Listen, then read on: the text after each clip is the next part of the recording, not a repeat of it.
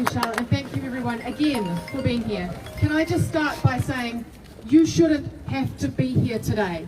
When you were here last time, you asked for a select committee inquiry so that you could have your voices heard. Yep. And I put that to the committee, and I want to put it on record here today that the government MPs on that committee voted it down. And here you are, back again, having to tell your stories on the forecourt of Parliament, heartbreaking stories of loss, of not being able to see your family, of having your young ones grow up without being able to work or study or even volunteer, wasting their lives because of a residency backlog that is a result of poor policy by this government. You are already here.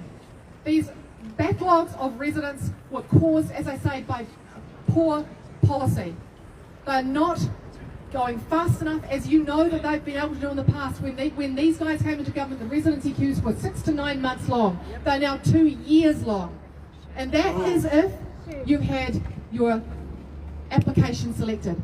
For those of you who are stuck in the EOI pool that's been frozen for over a year, you're going absolutely nowhere. And I know that you're looking to leave New Zealand. I know you are. You're telling me. I'm looking at Canada. I'm looking at Australia. UK. I'm looking at the UK.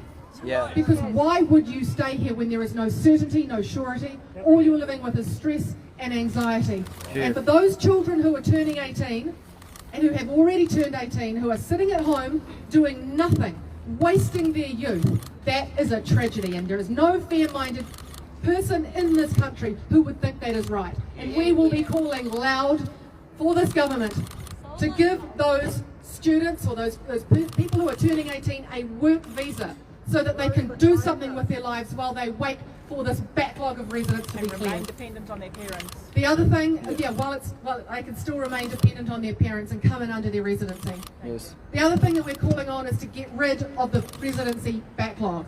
Yep. It is an artificial backlog caused by poor policy because they didn't set residence program numbers and they are on a deliberate go slow to meet an artificial number. You are here, you are contributing to our society, you're paying your taxes, And they you're opened the following the EOI. rules, you are good people, we value you, we don't want you to leave.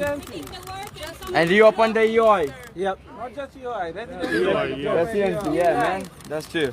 I want to finish because I don't want to take much more time. There are more people to speak. But I want to say to you all, thank you. Thank you for your contribution to this country. Thank you so much. Working hard. Thank you for caring about your families. There is nothing more important than families. And the way that we have treated the split migrant families over the last 12 months is nothing short of disgusting.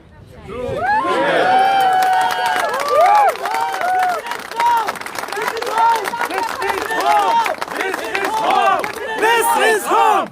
We knew right at the beginning of COVID that there would be a few months of disruption, but there is no reason right now why you are still separated from your families. There is no reason for that. This And is the home. announcement that we heard a few weeks ago was not a real announcement. Yes. Because Don't come in that that story was more about who was left out than who was left in. Yeah. There were so many fine print details in that announcement that meant thousands of people would not be reunited with their families. And here you are all today to remind us of that. I have just one question. Does it mean that if you earn more, you love your partner more, and if you are not earning more, you hate your partner? $106,080 is worth your life. Excellent point. For those of you who didn't hear it at the Do back. we love our partner? If you earn over $107,000, you must miss your family more than those who don't. And a teacher's salary like Cam Conradi, you clearly don't miss your children as much as the person earning over 107. Another disgusting move by this government. All migrants miss their families. All migrants deserve a roadmap to reunification so they know when they will see their families again. And that is what we demand from this minister. It should not be. Thanks, Erica. Thank you.